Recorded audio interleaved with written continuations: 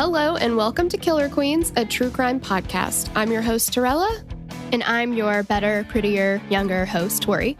We're sisters who are obsessed with true crime. And love gal-palin with you about cases. You can expect the occasional curse word, lots of Friends quotes, and all the 90s nostalgia. To get in on the conversation, check us out at killerqueenspodcast.com. You can also find us on Instagram and Facebook at Killer Queens Podcast, and we're on YouTube at Killer Queens, a true crime podcast. Okay, y'all, grab your Capri Suns or your Surge, and let's talk about some true crime. Oh my God, Tori.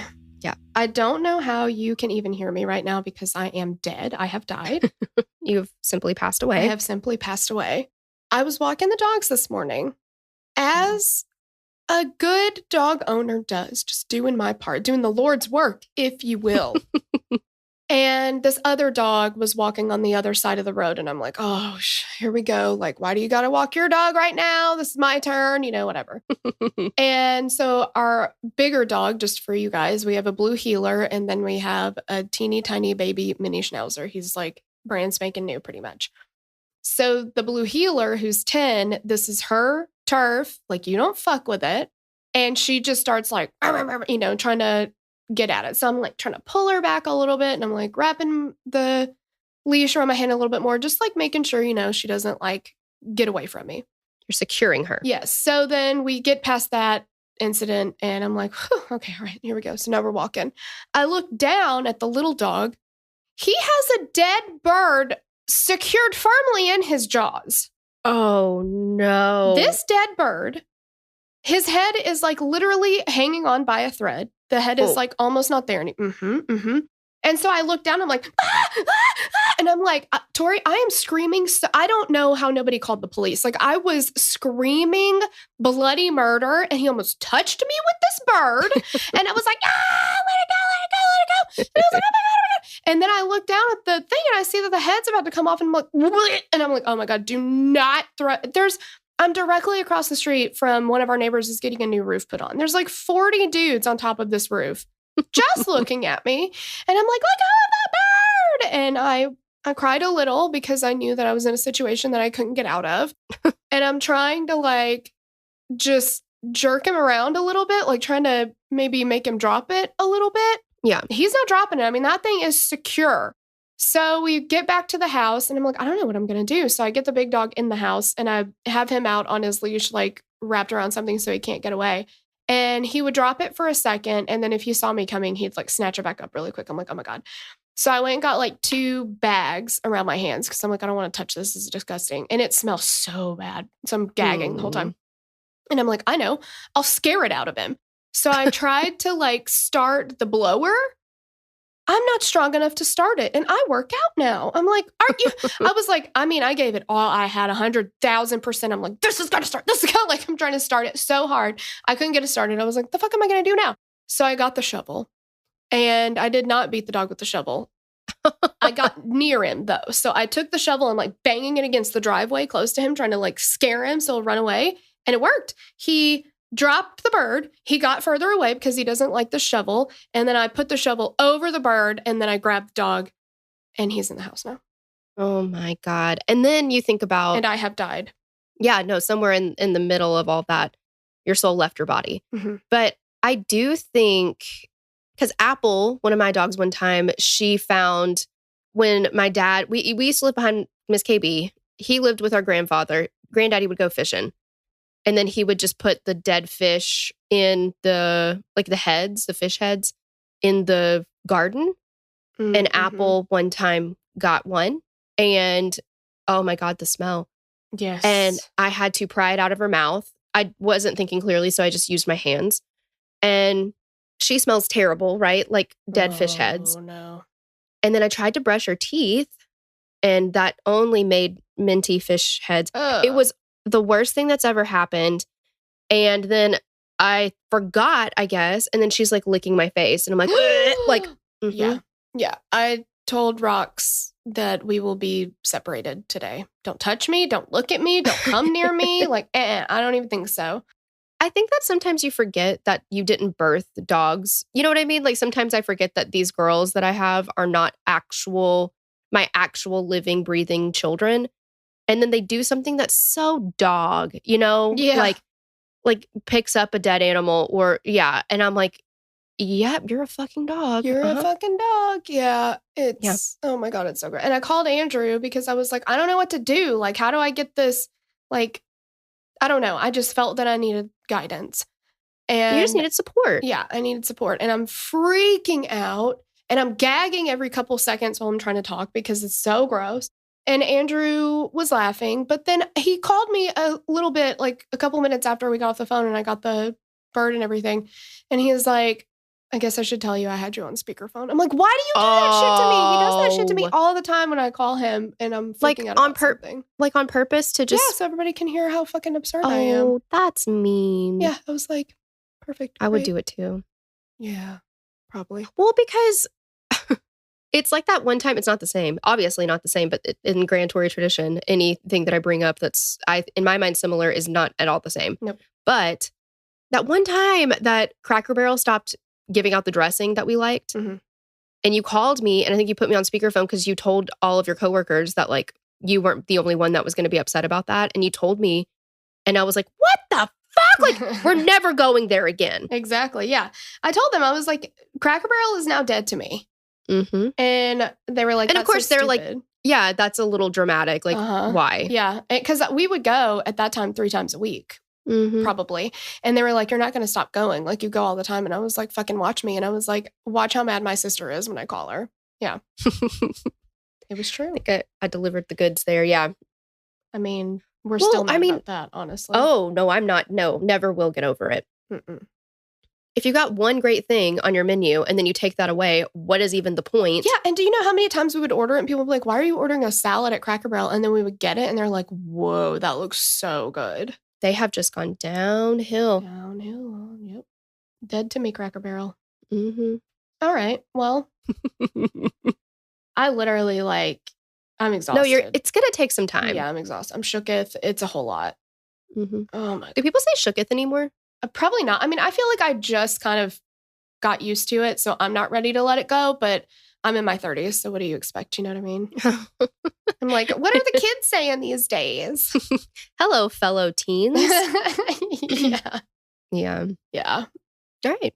I think we've done what we can do there. Yeah. So this case it was fairly highly requested. There's one name that's not on here that I know talked to me about it quite a bit when I was doing the podcast club back in the day. Mm-hmm. So Allison Foley, I see you and I love you. We're not going to leave your name off here. But we also had requests from Caitlin Walsh, Brooke Roger, Olivia Powers, and Andrea Zoshek. Yes. And we want to thank Mark, of course, for writing the script up. Yes. Thank you so much. We love you guys. All right. All right. All right. All right. All right. Let's give an overview. Yes. And then we'll go back to the beginning. We can't play Hillary here, but if you join us on a mixtape, you'll get Hillary Duff regularly. On June 17th, 2013, around 5:30 a.m. in North Attleboro, Massachusetts, a jogger out for his daily run. What? You got to do it in the Massachusetts accent. Oh, a jogger. Yeah.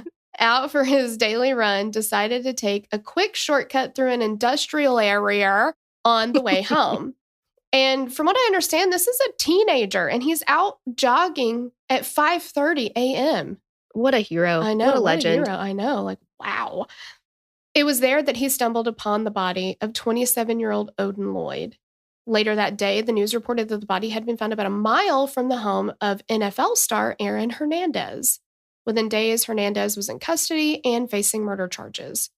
During the trial, Hernandez's past was put into the spotlight, including a 2012 double murder in Boston's South End. Curiouser and curiouser. Really? I can't promise that I'm not going to try to do a Boston accent at some point. And I also can't promise. The extent of my knowledge on Boston in general, I think, is probably from the movie The Town. Oh, yeah.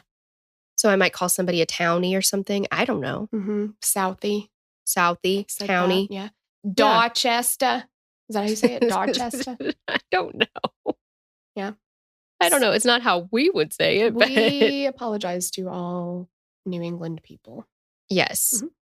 I also do have some questions on the way you all pronounce things.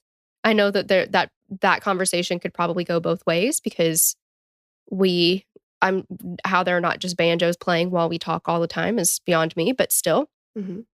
So anyway, let's get into who Odin Lloyd was. Okay. Odin Leonardo Lloyd was born on November 14th, 1985. He was born on the island of St. Croix in the U.S. Virgin Islands.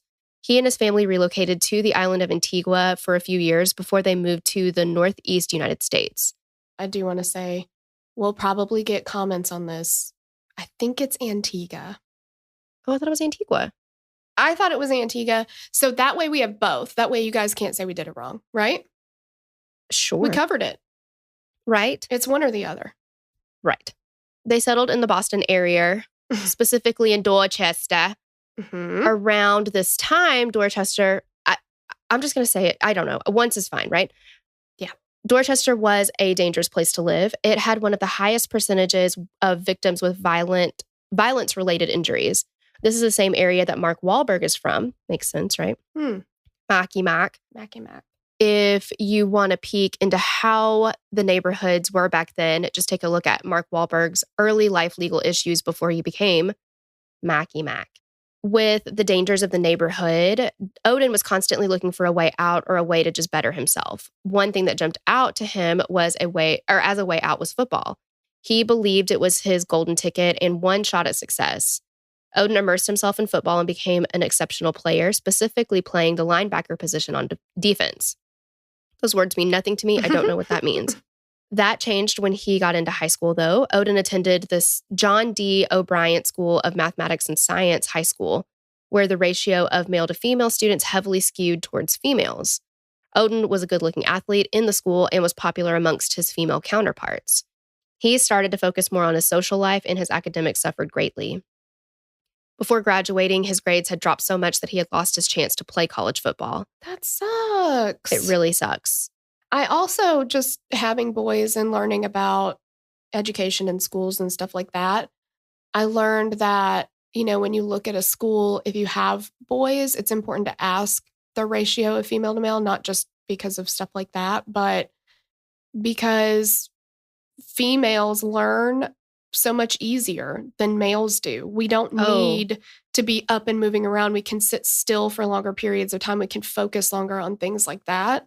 So they would suffer just by that if teachers are teaching for females, not males. Yeah. So if you have a good mix or you have an academic program that understands that males need to get up and move around quite often, like the schools that we looked at for Ben had recess every day, and a lot of them have gym every day for young kids. And that just helps boys be able to focus and pay attention. They just learn better that way. Yeah, they get the zoomies out. Exactly. I hope to God that they do a parachute, though. Remember? Oh, that was the best. It was the best. You would lift it up and then bring it down, and lift it up and bring it down, and then you would lift it up and then you would crawl underneath and bring it down. Oh my God, so fun. So fun. Ugh, best day of my life, actually. I know. That and Scholastic Book Fair. Oh, don't even, yeah. Oh, yeah. Okay, so one of Odin's coaches at the time was Mike Branch. He said of Lloyd, his talent was off the charts. I could see something special in the kid. If football was something that could get him out of the hood and into college, that was my goal. Mike was also a probation officer at the time, and he immediately recognized that there was a void in Odin's life where he was searching for a father figure. Not long after meeting him, Mike became like a big brother to him since he himself started as an inner city youth with no real clear vision for the future. After high school, Odin did get accepted into Delaware State University. He was all set to go when the financial aid that he needed fell through. He had to leave the school and get a job. Eventually, Odin got a job with the Massachusetts Power Company, which would end up sending him to Connecticut. It was in Connecticut that he met Shania Jenkins. The two quickly became an item, and Odin had told people that he found the love of his life. While he was working with the power company, Odin was also playing semi-pro football for the Boston Bandits in the New England Football League. One of his coaches on the Bandits was his high school coach, Mike Branch. Mike had stuck with Odin, followed him, and the two shared a great bond.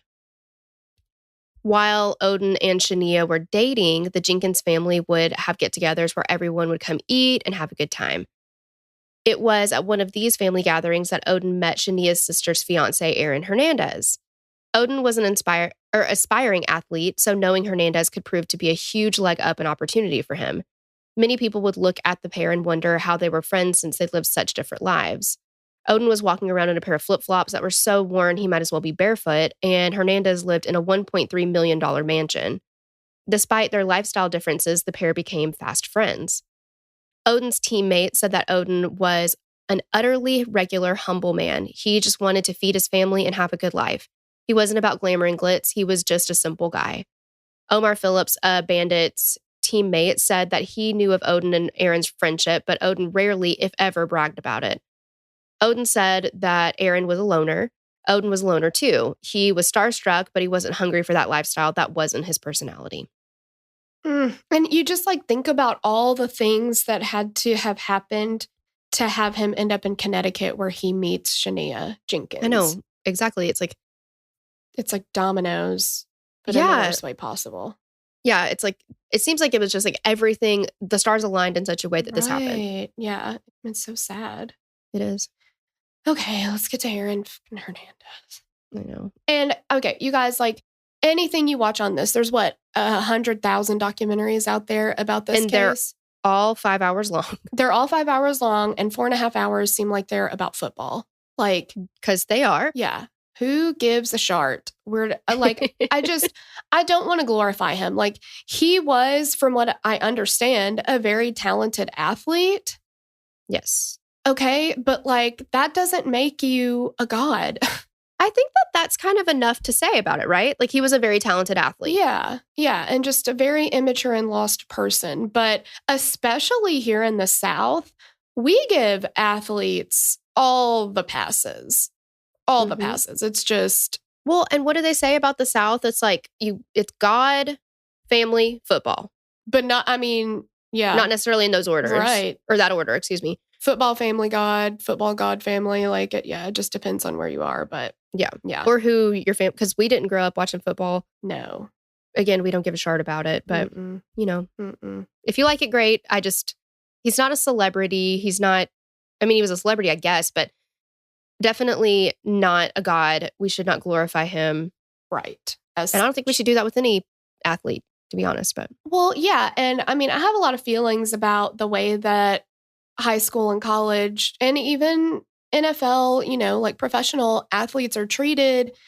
And, these are kids that are given a $40 million contract. He's too immature for that. He skips his senior year of high school to go to the NFL.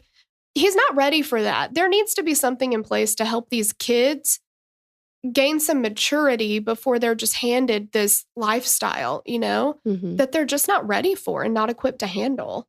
Yeah. But, we'll get into Absolutely. that. All right. So Aaron Hernandez was born in Bristol, Connecticut in November of 1989. The Hernandez household was explosive, to say the least. Aaron had an older brother, DJ, who was 3 years older than him. Their father, Dennis, and mother, Terry, would have several knockdown, drag-out fights. Terry would kick Dennis out of the house, but they always end up reconciling. They married in 1986, they divorced in 1991, and then they remarried in 1996.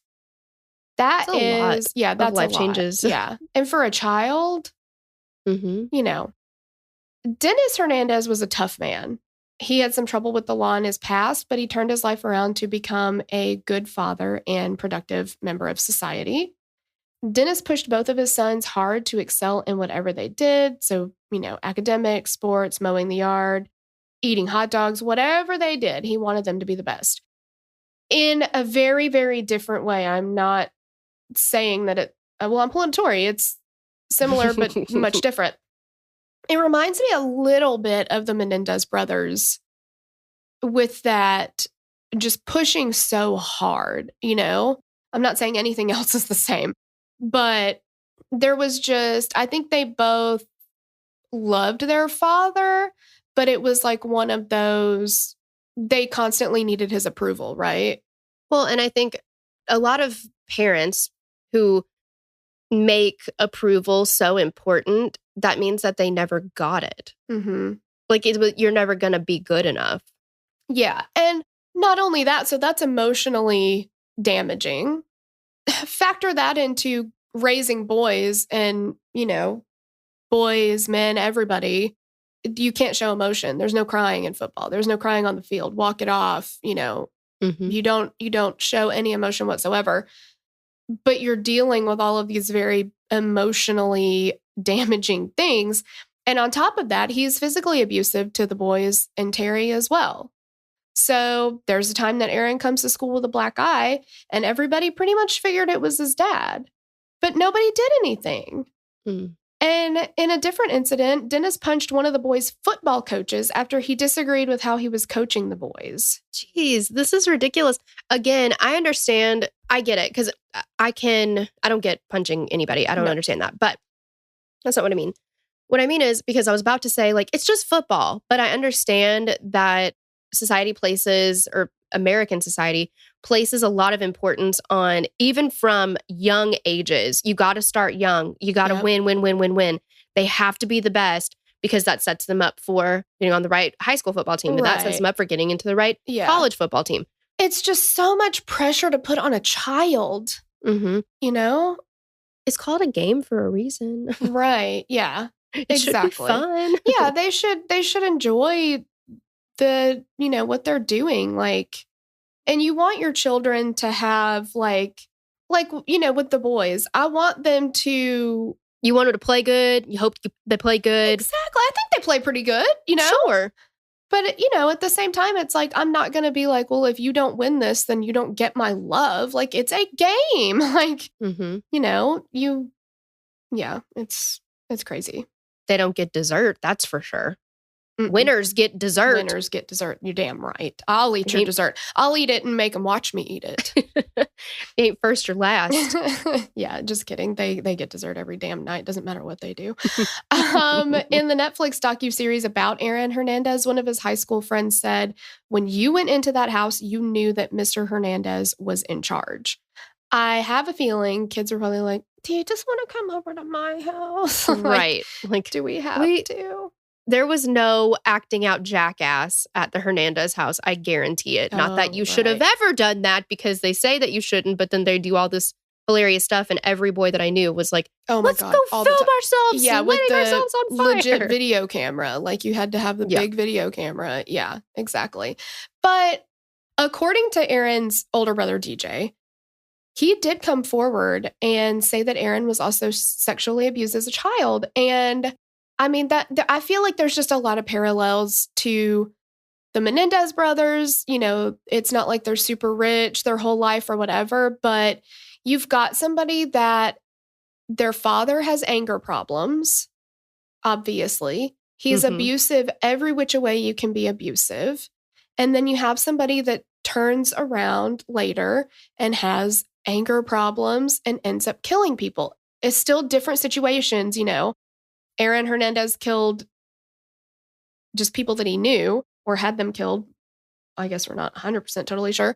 And the Menendez brothers killed their father, who was their abuser. But still, they're watching in these formative years, they're seeing that this is the type of behavior that's acceptable. Mm-hmm. This is how you treat people. This is how you react to stuff. Well, it's that nature versus nurture. Like, I don't think that in the Menendez brothers, and I don't think in the Aaron Hernandez case, that they were born this way. They were brought up this way. Mm-hmm. Mm-hmm. They were taught how to be like this. So a teenage boy that was at their babysitter's house would force Aaron to perform oral sex on him beginning when he was 6 years old. And this continued for several years. That's horrible. It is horrible. It just, and then when Aaron was 16, Dennis goes into the hospital for a routine hernia surgery. There were some complications, and Dennis did not survive the surgery, which is like, you're thinking like, okay, dad's going in, for an outpatient surgery this morning. He'll be back home tonight, like it'll be a couple weeks that he's going to have to take it easy, but no big deal. And then he dies. It's just so crazy. Yeah, that throws Completely your family into a unexpected. tailspin. Yeah. Yeah. So Terry would later say that Aaron never got over his father's death, and he starts acting out against authority figures at this time. Many of his friends and family later said that they agreed that Aaron never fully dealt with his father's death and suffered mentally as a result. I mean, and of course, he probably never told anybody he was upset about it. He's not allowed to. Like, I don't know. There's just a lot going on there. And I'm in no way saying that any of this excuses anything that he did, but like, when we look at some of these cases, it's always important to look at the why and the sign, and all the things. And it's like, you can see how this person was created. Well, yeah, I think there's a difference between understanding and excusing. Right. Yeah. And I think understanding is very important because, these are things that as parents we can learn from, or as friends you can see and maybe be like, you know what, maybe somebody needs to know about this. Maybe this isn't something that I should just brush off. There's just, things that maybe we can learn from it. Yeah, absolutely. Warning signs. Yes. So after Dennis's death, Aaron grew apart from his mother. He would eventually move out of her house and in with an older cousin, Tanya Singleton. And while he was there, it came out that Terry had been having an extramarital affair with Tanya's husband, Jeff Cummings. It's just come on. The toxicity in this family. So when this comes out, Jeff divorces Tanya and then he moves in with Terry. And for Aaron, you got to be like, are you fucking kidding me right now? Right. Like, yeah. So it's around this time that Aaron started to become more involved with criminal activity. And again, it's going to come out sideways. Like, it's just awful. While all of this is going on, Aaron is still in high school. He's playing football. His brother had graduated and moved on to the University of Connecticut, where he was also playing college football. I say also because obviously Aaron goes on to do that. Aaron played the tight end position, and after his senior year in high school, he was considered to be the #1 tight end recruit in the country.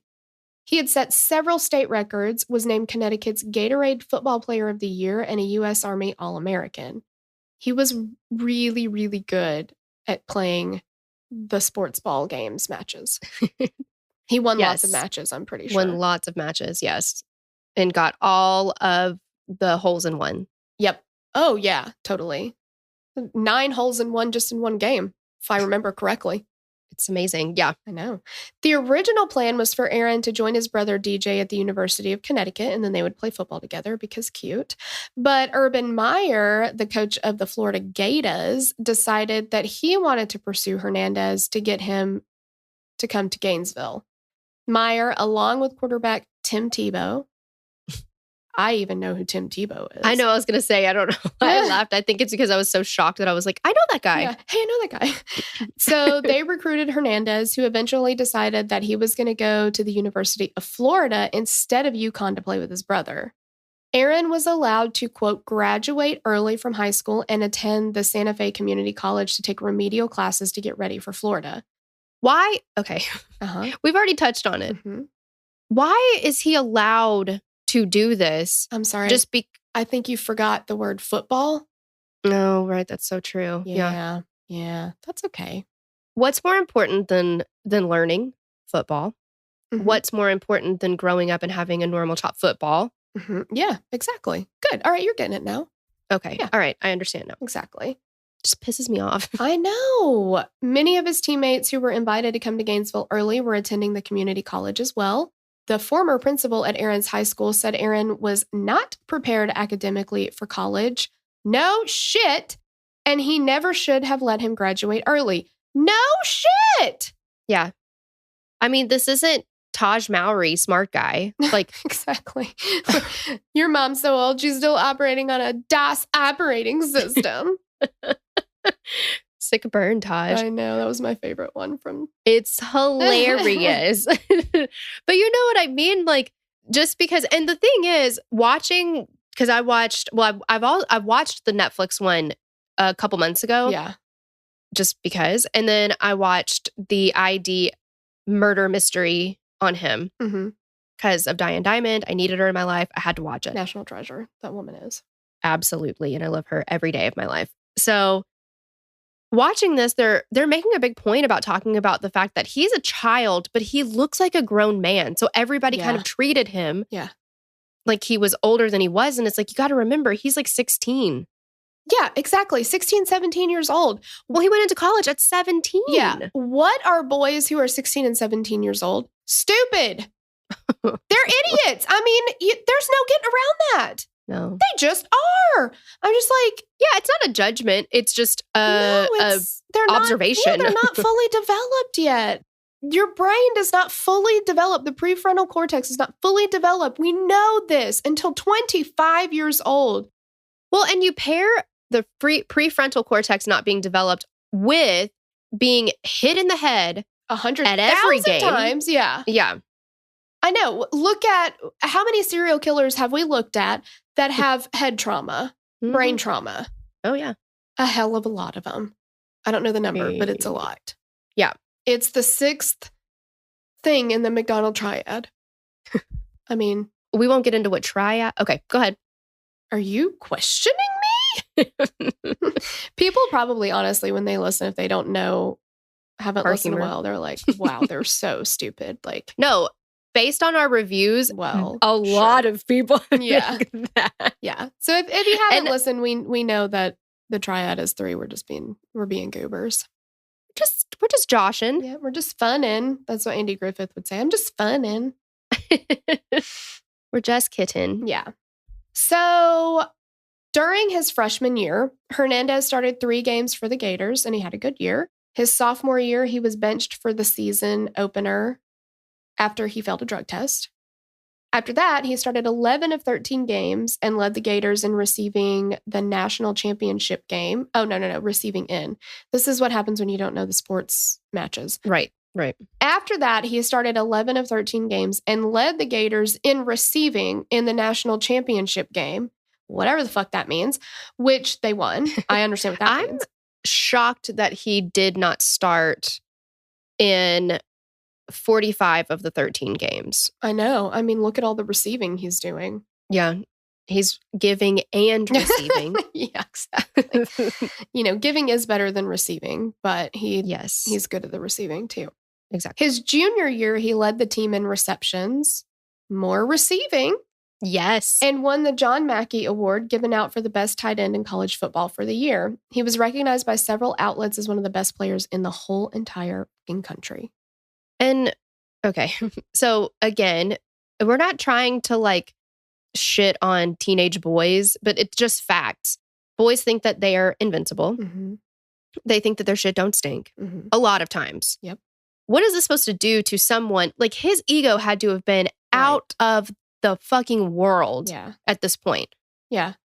I mean, they're just testosterone is at a high, common sense at an all-time low in a boy's life. It's just that's what they do. I mean, like you said, when we were in high school, all the boys that, we knew were constantly acting out jackass and videotaping themselves. They were literally gluing themselves together, lighting themselves on fire, throwing themselves off of roofs. Yes.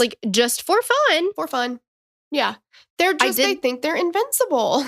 Right. Side note, I did see a meme the other day that was high school boys, and it's falls off a roof or jumps off a roof, and they're thumbs upping. And then me after sleeping with the wrong pillow, and it's a full body cast. Yeah, exactly. I know. And that's exactly true. I'm so old now. All right. Off the field, though, Aaron Hernandez is having some issues. In April of 2007, at 17 years old, he was in a restaurant with Tim Tebow where he had 2 alcoholic drinks. And upon completing their meal, he refused to pay the bill. And he gets escorted from the restaurant by an employee. On the way out, he sucker punched the manager and ruptured his eardrum. What did I just say? This guy thinks that he can do no wrong, that he is above the law, that everything's going to be fine for him. Yeah. Because I'm sure he is. Him. Well, yeah. And I'm sure he's constantly being told, you're the best. Uh-huh. We're going to take care of it. Yeah. Everything's great. Exactly. You're awesome. Yeah. Yeah. You're too valuable to get in trouble. Don't worry about it. Because, okay, so the police are called. Hernandez immediately calls head coach Urban Meyer. Meyer calls the team's lawyer. The victim told the police that he'd been contacted by the team and their lawyer and something was being worked out. So even though the police recommended charging him with felony battery, the incident was settled out of court. Throw money at him, man. Yeah. Ugh. Yeah. See, and this is another reason, I'm sorry, if sports fans, people who like the sports balls teams, they're not going to like our stance on sporting events or sports teams and matches and things. But I think that the sports arena, if you will, they get too much damn money. If they have so much money that they can throw, that they have this like, you know, stipend or whatever for their players to act a fucking fool, because you know what happens often. There are movies upon movies upon movies that have these characters in them because it happens often. It's like a stereotype, right? Right.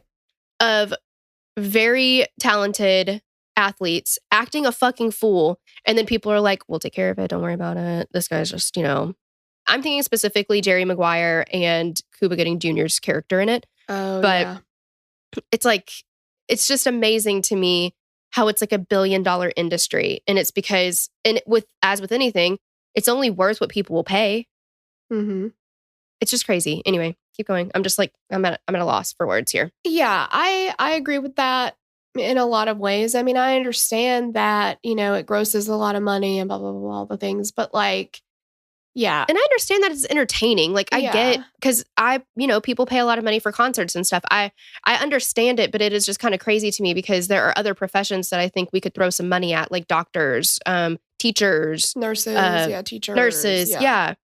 I just wish there were things in place to maybe, you know, if somebody's that young, regulate some of that. Yeah, because it's just, there are so many stories that come out of, I don't follow sports, obviously, but like, I know that there's just a lot of stories that come out of the NFL of, you know, these kids who are still kids who are getting millions and millions of dollar contracts and they've never had money before.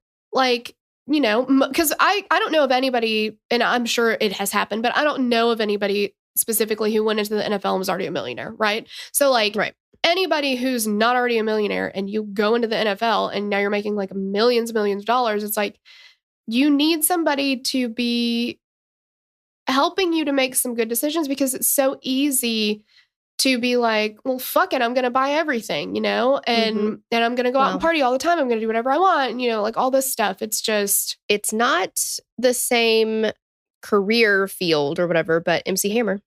Exactly.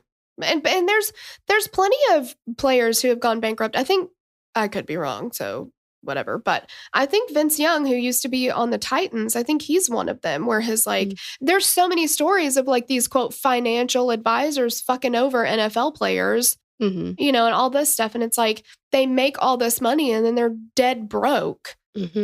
For a lot of reasons. Either they've squandered it or somebody that they trusted squandered it because they don't know what to really look for. I mean, there's just so many things that like Lou Pearlman did that, you know, like so many people take advantage of people who like, okay, they get you to trust them with their money. And if you don't know what to look for, and these are kids, of course they don't know what to look for in a financial advisor. Well, and Aaron Hernandez has really no family, like no parental figure except for his cousin. Yeah, which isn't, I would say doesn't count. Yeah. As a parental figure. She just lets him do whatever he wants. Yeah, he's floating around by himself. Yeah. So, exactly. Yeah, absolutely. In September of 2007, there was a shooting in a traffic light after the victims left a nightclub. Earlier at the club, the victims had exchanged words with Hernandez, and a witness who saw the shooting picked Hernandez out of a lineup as the trigger man. I mean, also is he not a celebrity by then? It didn't seem like, I mean, when we talked about, because I don't know did you watch the ID murder mystery? Yes. Okay. They talked to two men that were witnesses, and the SUV, it's a Toyota 4Runner, I think. That's what they were in. They drove up, parked next to them at a red light. They look over at them and they were like, did you know the people in the car? And he was like, no. So, I mean, and not that, like, somebody could be the most talented football player in the world and the most well-known, and I wouldn't know who he was, but maybe it's one of those things, but I don't know.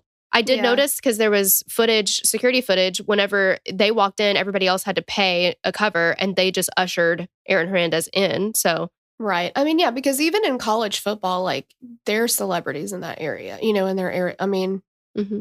probably all over in the division or conference or whatever they're in. Oh, yeah, Mm-hmm. conference, SEC, the Southeastern Conference. This is not, you are. I know. I'm trying to like put context clues together. Yeah. Yeah. But like, I remember we were at a baby shower once and my friend was talking about the SEC and her husband's cousin was there and he's gay. And he is like, what does SEC stand for? And she was like, oh, it's a Southeastern Conference. And he was like, what do they talk about at this conference? And we were just like, it's so cute. It's like on Friends. They're like, we should play football. Oh, yeah. Oh, but shoot, I work Monday nights. Yeah. It's the National Football League. Yeah. They play Sundays and Monday nights. Damn, I work Mondays. Okay. So the witness who saw the shooting, he, picks out Hernandez. Police go to Coach Meyer and ask to speak with Hernandez and two teammates immediately. It took 4 hours and lots of prodding from detectives to get the coaches to bring the players to the police station at all. The players had already spoken, though, to the team's lawyer, and Hernandez invoked his right to counsel and refused to talk to police. When police would come into the room to speak with him, they found him head down on the table, just sleeping. This kid could not be bothered by fucking anything. No. I would be shitting my pants in a corner, rocking back and forth like, oh my God, I'm in a police station. I'm in trouble. Like, yeah, I feel like the level of unbothered that I want to be, not for this type of situation, but just in daily life, is somewhere between Aaron Hernandez and maybe Jodi Arias when she's being questioned, because I just want to have no cares given about lots of things. I just want to be like, it'll work out. It'll be fine. Yeah. I'm just going to take a quick nap. Yeah. Yeah, exactly. I'm actually really tired right now. Might do some yoga in the corner, whatever. Yeah, or Shayna Huber starts singing. Yeah, right. This is videotaped, so this really could be my big break. You never know. I mean, you don't know, because a lot of people watch true crime documentaries, and if the right person hears that audition tape, aka interrogation. You know what? And you think that that's something that's incredibly silly, but that one guy that was in jail for a very violent crime and got a modeling deal because of his mugshot. So here we are. His eyes were mesmerizing. They really were. I mean, I've never seen eyes like that. But still. I know, but still, exactly. Stop doing that to us. Okay. So he can't be bothered. They end up not filing any charges. And after the trial of Odin Lloyd's death in 2013, Massachusetts police contacted Florida authorities to see if they wanted to look at Hernandez again for the 2007 shooting, but they concluded that he was not the trigger man. So the witness who originally identified him said he looked similar to him. He saw them have an exchange at the nightclub, so he just assumed Hernandez was the shooter. How is that the same as seeing Hernandez pull the trigger? I don't know. That's something that we have dealt with a lot, though. It's like you get enough clues and then your mind fills in the blanks and then you just say exactly confirmation bias. You've already seen this person probably, on TV, in articles, whatever, at the club. You follow that kind of stuff. Yeah. So then, yeah, you see somebody who looks similar to him. That's the face your brain fills in. Yeah. It's the whole thing. After his junior year, Coach Meyer told Hernandez that he should leave the school and enter the upcoming NFL draft because he wouldn't be welcome back to the school. Hernandez did just that and was drafted in the 4th round out of 7 of the 2010 NFL draft by the New England Patriots. I am no football expert, but 4th round with the Pats, I think that's pretty fucking incredible. Well, and for him to be 12 years old at the time, like, God, he was so young. I know, exactly. And if he hadn't been such a fucking fool off the football field, they probably would have drafted him in an earlier round. Like, he would have gone in an earlier round, but... he could not get his anger under control. New England was probably the single worst place he could have gone, though, as far as teams go. So in Florida, he's far away. Nope. I'm sorry. Nope. In Florida, he was far from a saint. He had several run-ins with the coaches, and, they were threatening to kick him off the team and stuff like that. But back up north, he's back with the people he was hanging out with before college. And these are the people he's engaging in criminal behavior with. So it was suggested, for his, it was supposed to be a really good thing for him to go to Florida after high school. To, clean up his act. Yeah. And honestly, the way that he acted in Florida is 100,000 times cleaned up from what he was doing up here. So it's like, Because he didn't have the same friend group. Now, I'm sure he's going to find a similar kind of friend group wherever he goes, but... Well, if you are not done with that behavior, you're going to find a crowd to participate in that behavior with. Exactly. Yeah. And so he did do some stuff, obviously he did get into some trouble, but it's believed that he got into less trouble in Florida than he ever would have if he'd gone to like UConn and all of his, childhood friends who he had grown up with and engaged in criminal activity had been with him. The Southies. Oh, yeah. I don't know. Whatever that means. Yeah, I don't know. Townies. Toonies. Damn. Whatever. No, but I think, okay. Is it both? I think it's both.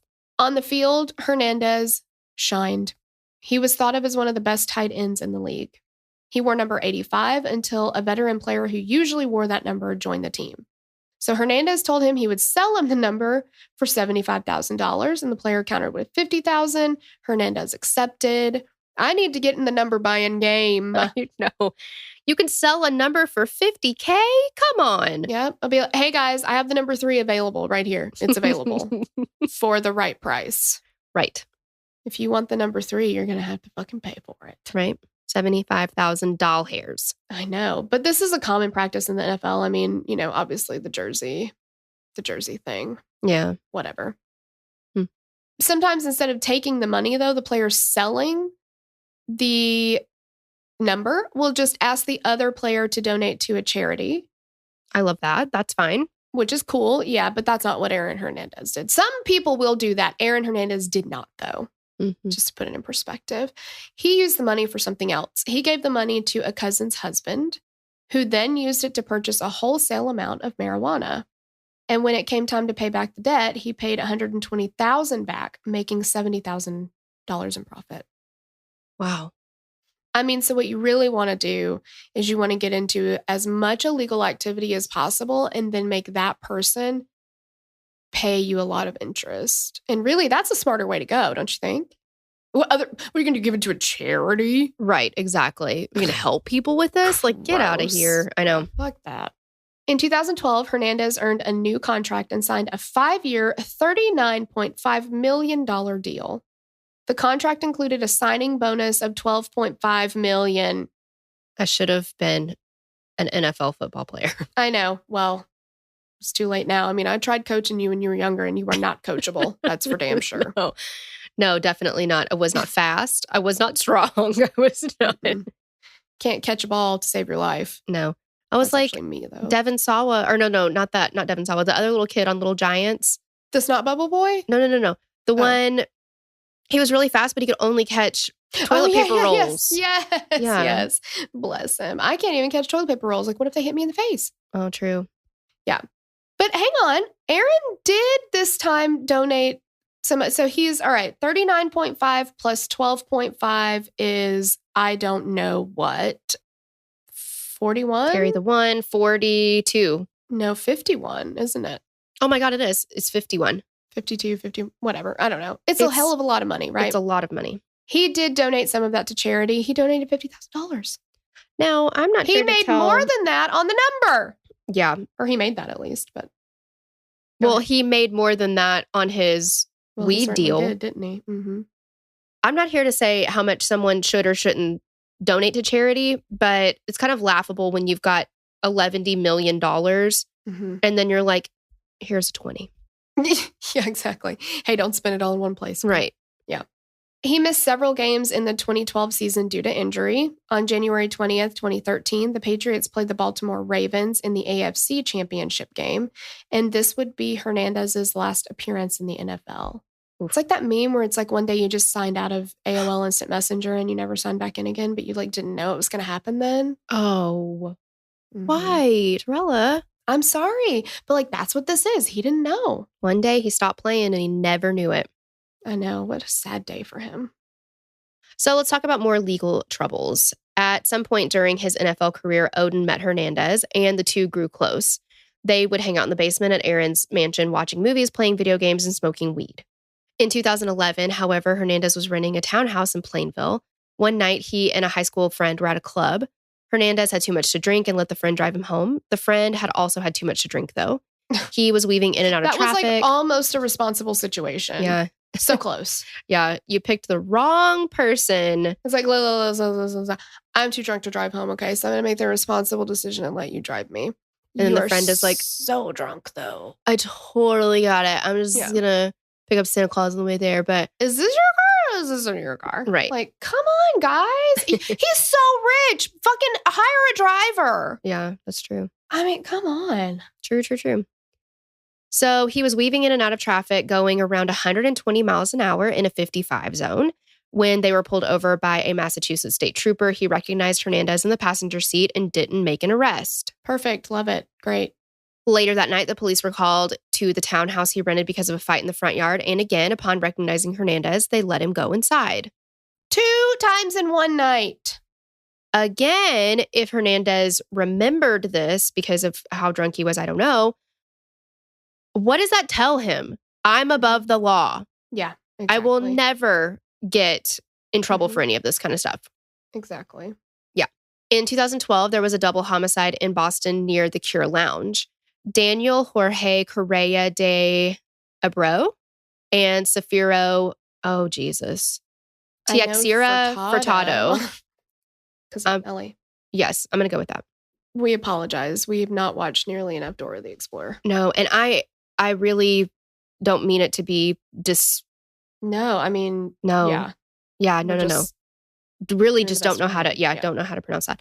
Were both gunned down as shots were fired into their vehicle. Witnesses claimed that they say Hernandez's silver SUV pulled up next to the victims and someone yelled racial slurs at them. Then 5 shots rang out from the SUV. When looking over the security footage from the club, police immediately recognized Hernandez, but thought that it was just a coincidence that he was there. But, okay, we've almost picked him up 11 billion times already, but couldn't be him. No. He just happens to be there. That's like in the Martha Moxley case when they were like, well, a stranger must have come into our very affluent neighborhood because rich white people would not kill each other. No. Nice white kids. Exactly. Like, what the fuck, guys? Come on. I know. January 2013, Hernandez was with his assistant, Alexander Bradley. Bradley was actually his drug dealer and his yes man. Mm-hmm. Whatever Aaron wanted, Bradley got it for him. Whether it was guns, drugs, whatever. So after leaving the club, the same club from the double homicide, Bradley was driving 105 when he was pulled over.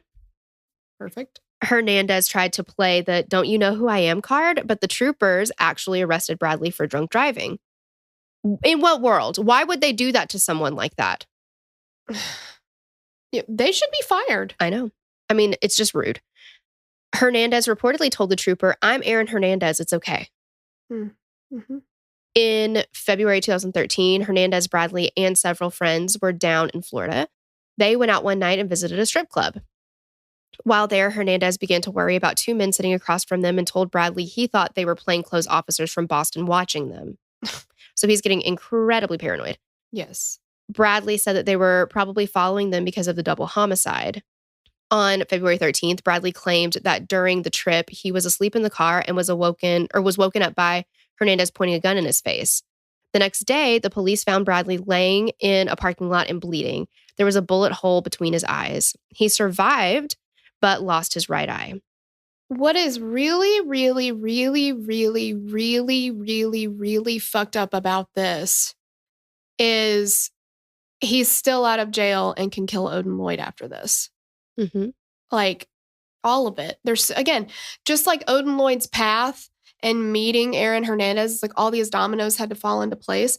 All these things had to fall into place so that Aaron Hernandez stays out of jail. Right. But the thing is, Bradley did not report it. He went to the hospital. They knew that he had been attacked, but he didn't give Aaron Hernandez away at all. It's really interesting. It's like he shot you in the fucking face, dude. Mm-hmm. Mm-hmm, mm-hmm. You don't want to. Nope. I mean, it's like street loyalty is insane. Yeah. So also in 2013, he traveled to California with his fiance and their daughter for a surgery. While there, the police were called twice by Shayana Jenkins, his fiance. She told them each time that Hernandez was drunk and violent. The police determined that Jenkins and her child weren't in danger and never searched the house. There were drugs and guns all over the house.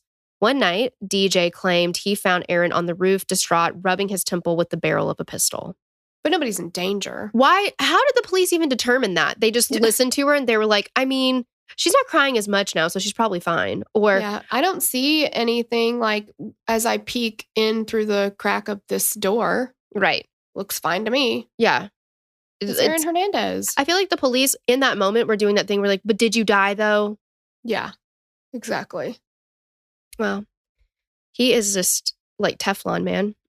Or was at that time. Yeah, that's true. That's true. And we know that Teflon is incredibly dangerous, but okay. Well, so that exactly makes him like Teflon. All right. So let's get to investigations, trials, all the things. June 14th, 2013, Odin, Lloyd, and Aaron are out at Rumor nightclub in Boston. No one knows exactly what happened between the two of them at the club, but a witness reported that Aaron seemed to be upset at Odin and storms out of the club.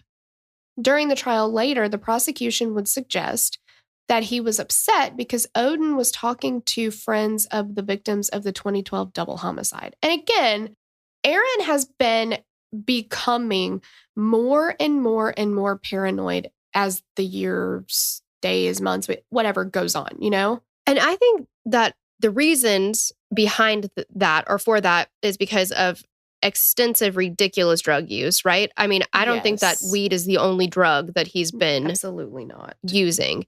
But I also think it's because when you do shit that is illegal and you don't get caught for it, I'm sure you go one of two ways. You're either like, oh, they're never going to catch me, or you're always looking over your shoulder to make sure that no one's following you. Yeah. And now, I mean, because the thing about Aaron Hernandez and his crimes, he didn't necessarily try to cover it up. I mean, he was always with people. There were always people that knew about it. Mm-hmm. And, you know, in Odin Lloyd's death, there's so many things that led right the fuck back to him. Like, did you even try?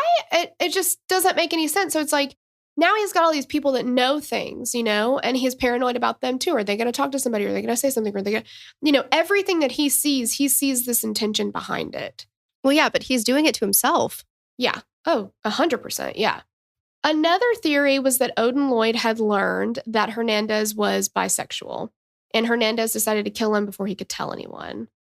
I mean, I don't know. You know, there's a lot of theories that float around, but this is a theory that became pretty prominent in the media. Unfortunately, the only two people who actually know what happened between them that night are deceased. 2 days later, on the 16th around 9:30 p.m., Aaron reached out to some friends from back home in Attleboro and asked them to make the drive to Bristol, Connecticut. Ernest, Wallace, and Carlos Ortiz were old friends of Hernandez who made the trip together. Hours later, at 2:33 a.m. on June 17th, surveillance footage showed Odin Lloyd leave his home, get into a silver Nissan Altima with Hernandez, Wallace, and Ortiz. From 3:07 a.m. to 3:23 a.m., Odin sent text messages to his sister. From the messages, it's clear that Odin wanted to make sure that someone knew who he was with at the time. He says, "You saw who I'm with? Hello?" And then NFL, indicating that he was with NFL player Aaron Hernandez. And then he says, "Just so you know." That's chilling. It is. You know, when you know what happens. At 3:25 a.m., surveillance footage shows the vehicle driving to a secluded gravel pit in an industrial area. 4 minutes later, the car is seen driving away. Police said that Odin Lloyd was shot and left in that 4-minute gap. And then around 5:30, the jogger finds Odin's body, calls the authorities. So, you know, now we're kind of coming back around to when he's been discovered. Odin had been shot several times in the back and chest. Wow, that's not cowardly at all, but okay. It didn't take long for police to identify Odin and link him to Hernandez. The vehicle they were in that night was a rental car, and it was rented in Aaron Hernandez's full fucking name. Like, what are you doing? When he went to return the car, there were empty shell casings in it. Again, it's like he didn't even try. No. And the thing is, though, the shell casing is found in the car, right? And it's in some blue bubble gum, which in one of the things they kept showing the bubble gum with the shell casing in it. And I wanted to barf. It's just disgusting. I do not want to see his chewed up fucking gum. But the person who cleaned the car out was like, later after they see that Aaron Hernandez is tied to this murder and the rental car is involved in all this stuff, they call the police and they're like, oh, you know what? When I cleaned that car out, there were shell casings in it. They're like, what did you do with them? Well, I threw them in the garbage. What were they wrapped in, Tori? Oh. So the shell casings were in a piece of Bubblicious bubblegum, cotton candy flavor, if you need to know. And they were inside of a drawing. Yeah, in the area. Drawing in the area. Yes. Yeah, when they said it was in the drawing, I was like, oh my God, I had to text Tori immediately. I'm just like, this is just, and now we're Southern, so I know we say a bunch of stuff that people are like, what the fuck? Like, fixin' to is a big one. I'm fixing to do this or fixing to do that. And they're like, what do you mean you're fixing to? I'm like, well, I'm about to do it. The other day, Miss KB said he saw somebody who lives down the road a piece. So, yeah, exactly. But it's just like, whew, all right, drawing, got it. Mm-hmm. Yep. In the area. But yeah, she calls later and is like, oh, I found that. They're like, well, where'd you put it? She's like, well, in the dumpster, of course. Why? Is that proper protocol for when you're cleaning out of a car and you see bullet casings? I know, like, how often are we finding shell casings in cars that are returned? Yeah. I'm like, well. Seems like you might want to notify the authorities of that one. Right. I don't know. Right. Maybe, though, it's in the Enterprise Rent-A-Car book that says when you find bullet holes or shell casings, throw them away. Mm-hmm. They are of no importance and move on about your day. Yeah. It's more of a hassle than anything. Just get rid of them. Yeah. None of our business. Once the police identified the car as a rental and saw that it was rented by Hernandez, they didn't waste any time. On June 18th, they served him with a search warrant and searched his house for anything to tie him to the murder of Odin Lloyd. They took footage from his surveillance cameras and requested his cell phone. They were given the phone broken into several pieces. Also, Aaron Hernandez has so many surveillance cameras at his house. Mm-hmm. Not only does he have them outside, he has them in the entire inside of his house, which I don't understand what you would. Wouldn't that just be weird? Yeah, I do. I don't know. Like, what if you want to like bang on the couch? It's weird. I don't know. Maybe that's why he has it, so he can like. Ew. Maybe. Sorry, but some people do. Like, maybe. Okay. They like to film themselves. I don't know. It's like, I don't know. It's just weird. Mm-hmm. Aaron had also destroyed footage from the surveillance system and hired a team of cleaners to come clean his home the day Odin was killed. Suspicious much? I know. On June 26th, they arrested Hernandez. They charged him with first-degree murder, carrying a firearm without a license, 2 counts of possessing a large-capacity firearm, and 2 counts of possessing a firearm without a firearm identification card. On June 27th and 28th, Carlos Ortiz and Ernest Wallace were arrested. They are each charged with accessory to murder. And during his interrogation, Carlos Ortiz told the authorities about a secret apartment that Hernandez had a few towns over. And they called it like his bachelor pad, which grosses me out. I hate that. Just like, fuck off. Like, it's not the 50s and you don't like have your apartment in the city while your wife is doing all your shit in the, like. Right. I do feel, Shanna Jenkins doesn't look good in court. Not at all. I do feel bad for her, though. I do, too, because it makes me feel bad in any way when there's a power imbalance, first of all. And second, power imbalance, that goes along with the financial imbalance. But she knew what she was getting herself into after they had indiscretion, I guess. She caught Aaron cheating, and then she decided to get back together with him under the understanding that she just had to look the other way. Exactly. So it's just like, if you want to be with me, you have to deal with and this. Yeah. And everybody that knew her, even reporters and stuff, they were like, when she talked about him, you knew that she viewed him as the love of her life. Mm-hmm. So, it's just, it is sad. She made some bad decisions because of that, I think. And she's taken a lot of it. She's holding a lot of secrets still, I'm sure.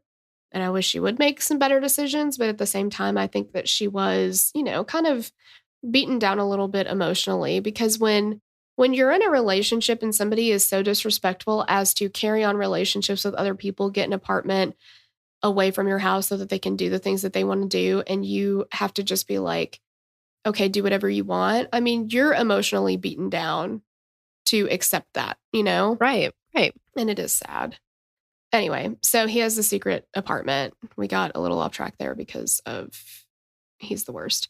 Police got the address and executed a search warrant. And when they were there, they found ammunition and clothing that the police believed could be evidence in the murder case against him. Hernandez's fiance, Cheyenne Jenkins, and his cousin, Tanya Cummings, were both charged as accessories when police suspected that they helped Hernandez, Ortiz, and Wallace after the murder took place. These charges would eventually be dropped during the trial. Tanya refused to testify against Hernandez during the trial, and she was sentenced to 2 years of probation, including 1 year of home confinement with an ankle bracelet for criminal contempt of court. Wow. Yeah, and during this time, she has breast cancer. It's very sad to see. 90 minutes after his arrest, before charges were filed, the New England Patriots released Hernandez and nullified his contract for, quote, conduct detrimental to the team or organization. That meant that none of the money from his contract would be paid out. The Patriots would seek to reclaim a portion of the $12.5 million signing bonus that they'd already paid to him. The Patriots offered any fan who owned a Hernandez jersey the opportunity to come to the stadium and swap their jersey with a new one for a different player. They were, and I was just thinking, like, again, I don't know a shit ton about football, but what I do know is you don't want to fucking piss Bill Belichick off. Like, he is the head coach of the Patriots. He's not going to fuck around with that shit. He's not going to have that, like, well, let's see what could, nuh-uh. If there's something in the media, he's like, well, fuck you, I'm done with you. Like, I don't know you. I wouldn't want to piss him off. And again, I don't know him, but at all. But yeah, and it's like, man, if anybody was going to be able to whip him into shape, it would have been Bill Belichick. He was just not able to be whipped into shape, I guess. Right. Or Nick Saban, but he didn't have a chance. During the trial, security footage was shown from inside the Hernandez home. It was terrible quality and pretty much everything we hate about security footage. But in the footage, you can see the 3 men come into the foyer and go down to the basement. In Hernandez's left hand, there is what appears to be a handgun. The prosecution also provided Hernandez's DNA, which was found at the crime scene. The thing is, though, with the handgun specifically, this is the kind of shit that I can't stand. It probably was a handgun. It kind of looks like a handgun. And then the prosecution brought in a expert witness who works for Glock, and they know that Odin Lloyd was killed with the Glock something. I don't know all the calibers and shit like that. But you cannot look at that footage and fucking tell what actually is in his hand. There's no proof. So from an Aaron Hernandez standpoint, it probably is. Mm-hmm. But from an everybody else standpoint and wrongful conviction standpoint, you cannot bring an expert witness on the stand and be like, well, I think that's probably a Glock. Right. Maybe it's not. And the jury hears that the expert witness who works for Glock says it looks like a Glock to me. And then the defense comes on and says, but you can't really tell, can you? And have you ever heard of confirmation bias? Like your brain wants to fill that in. But the jury's already heard it looks like a Glock. And the guy who works at Glock says it's a Glock. Mm-hmm. So this is the gun. And people have been put away for the rest of their lives for expert testimony like that. It just drives me crazy. Because it's a blurry blob. That's all it is. Well, yeah. And even though it looks like an outline, like to me, I looked at it and was like, looks like a gun to me. Mm-hmm. But again, I also am looking for a gun. Well, yeah. And the defense also was like, if it was a gun, let's say, I don't think he said it this way, of course, but he was like, you know, can you tell that it's a working gun? Could you tell that it's not a toy gun? Like, yeah. And he's like, well, I couldn't tell you if it's a functioning gun or not. And again, it's like, you know, what's the likelihood, okay? What's the likelihood that he's going to walk in that night after Odin Lloyd has been shot and killed, and he's going to be holding something that looks like a gun, and Odin Lloyd is killed with a gun, and this happened just, you know, mere moments earlier, essentially. Mm-hmm. The likelihood is that he is carrying that gun. However, what if, you know, one of these other million bajillion situations had occurred? You know, for people who are like, well, but he didn't do it, but it kind of seemed like he did it, but he went to jail for 40 years all over it, but he actually didn't do it. Like, there are those, like, what are the odds kind of situations. So you can't just be like, probably. Yeah, right. And they have enough evidence. You don't need this. Mm-hmm. Like, you don't need that. But anyway. So when it came time for closing statements, the defense knew they were facing an uphill battle.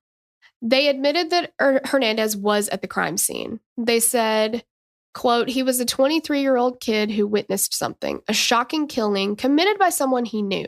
He really didn't know what to do, so he just put one foot in front of the other. I mean, he's just like you and me. He puts his pants on one leg at a time. Right, exactly. And we can't expect too much of him because what was he supposed to do? I know. Just the only difference is when he puts his pants on, he makes gold records. Well, that's incredibly true. He also, I feel bad for him because while he was at the crime scene, he couldn't even finish his blunt. No, he couldn't. And that's the real tragedy, isn't it? Mm-hmm. He had to throw it out. That is sad. Yeah. I don't know. There's so many things with that statement. First of all, call the police if you witness something. Mm-hmm. And I do understand that there are some people who don't for whatever reason, but call the police. He's 23 years old, and he's thrown his whole life away. Mm-hmm. And it's not just like, if you look at somebody who's 23 and kills somebody out of, rage or anger or whatever it is, and, they've got a good job and they've got a kid at home and they own, a $150,000 house, whatever it is, that's a great life. This person had the world on a platter. Mm-hmm. He's an NFL star. Like Tori said before we started recording, it's like he had all of this. He was in the NFL, and literally the only thing he had to do was not kill people, and he couldn't do it. Yeah, exactly. Like, listen, kid, just please don't kill anybody. Yes, okay? I was watching it yesterday, and I was like, all he had to do, I know, was just like, hey, Aaron, please don't murder anyone. Mm-mm. Do you think you can handle that? Just don't kill anybody, okay? And he's like, well, I can't promise anything. Ha ha ha. Yeah, exactly. Like, come on, man. It's awful.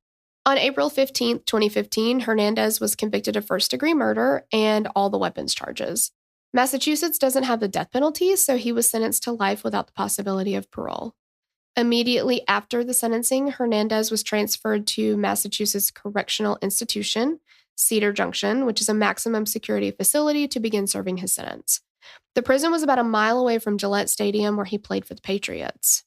Wallace and Ortiz were both convicted of being an accessory after the fact and were sentenced to 4.5 to 7 years each. That doesn't seem like enough for, I don't know that being they were accessories to. Yeah, I don't know that they were just accessories after the fact, but yeah, that's all they could prove, and whatever. Well, and I know we know if you've watched anything on it, or that Wallace and Ortiz were kind of career criminals. So I'm sure this wasn't the only sentence that they were going to, Yeah, that's true. That's true.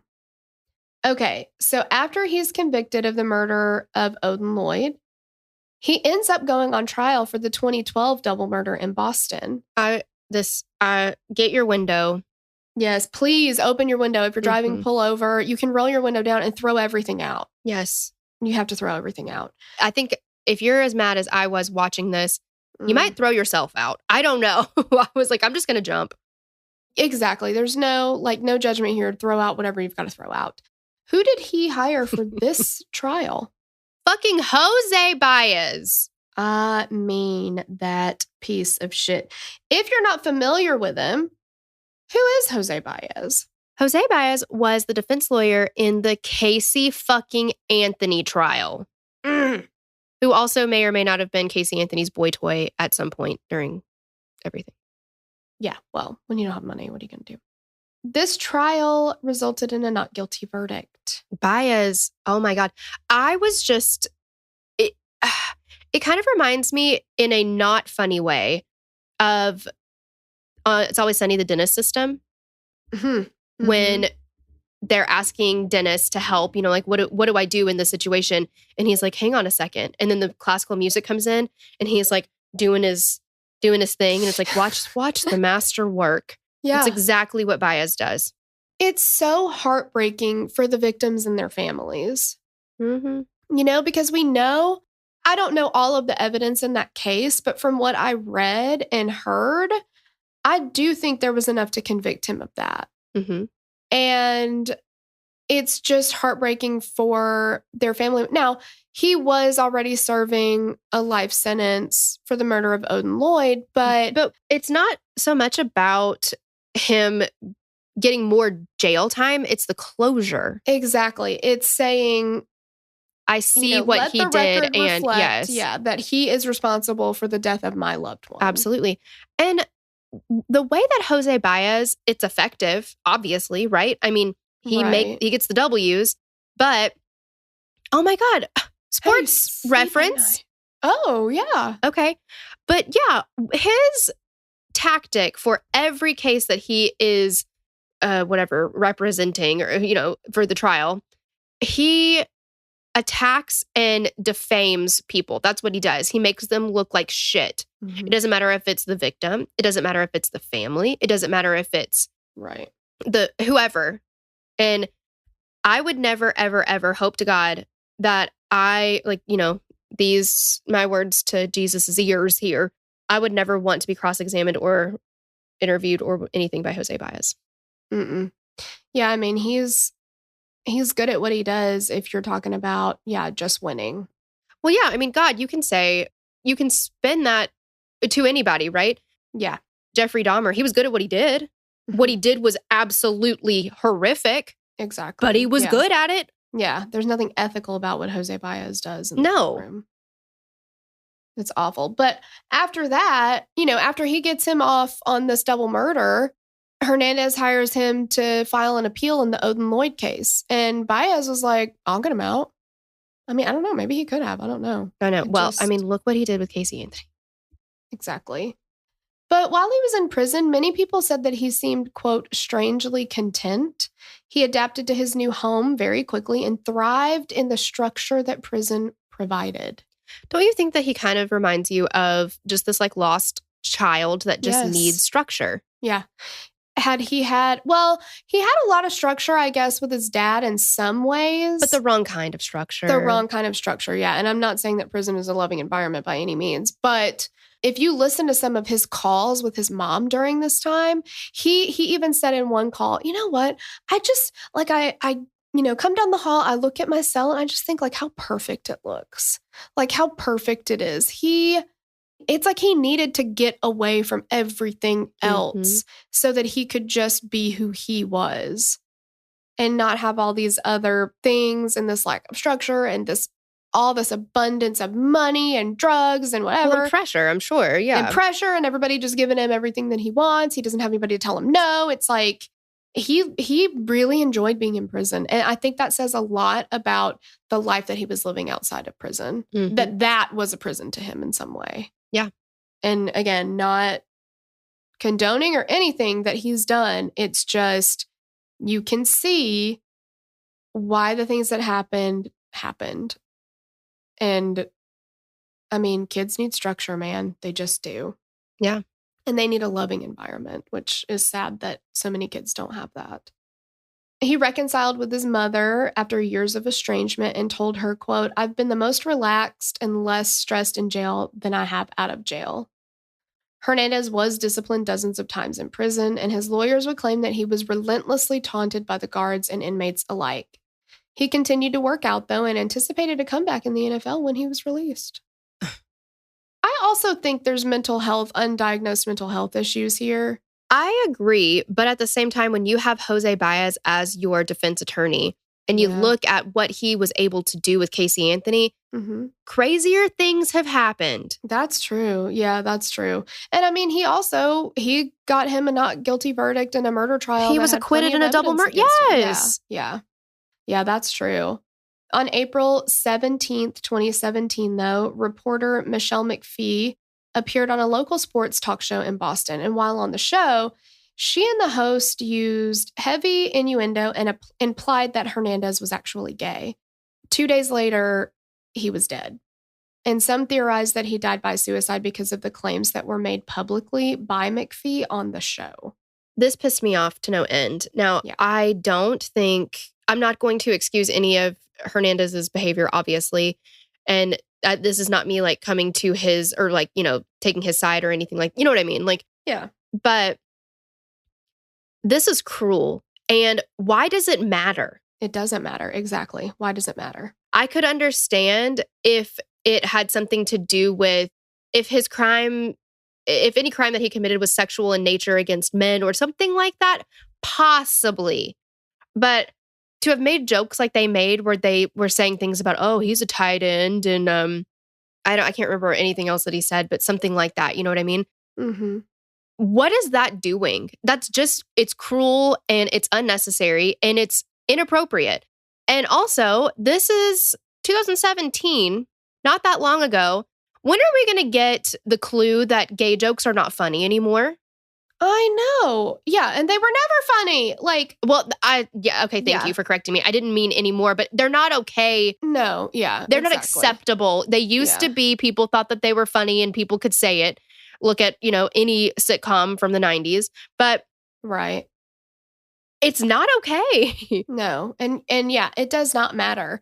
None of that matters. And what doing that does says, like, what it says to me is, I need to make this case, the murders of at least 3 people, more salacious than they are, to get more interest than they have. I've got to have another layer to keep the relevance going of what I'm reporting on, Well, it's all about the ratings. Absolutely. And all it's doing is making a mockery of everything. Yes. Like, there is no reason for any of that. Yeah. And everybody that participated in it should be ashamed of themselves. 100%. 100%. It's just absolutely unnecessary. Mm-hmm. On April 19th at 3:05 a.m., correction officers found Hernandez hanging with the bed sheets from the window of his cell. He was taken to a local hospital and pronounced dead at 4:07 a.m. Upon an initial inspection of the cell, there were no suicide notes found, but later 3 sealed letters were found by a Bible that was open to John 3:16. John 3:16 was also written across his forehead in red ink. The letters were addressed to his lawyer, one to his daughter, and one to his fiancée. The letter to his lawyer thanked him for all his help and asked him to pass along thanks to musicians that had helped him mentally along the way. The other 2 letters have been described as disjointed and having an ominous tone. With his death, a bizarre law on the books kicked in.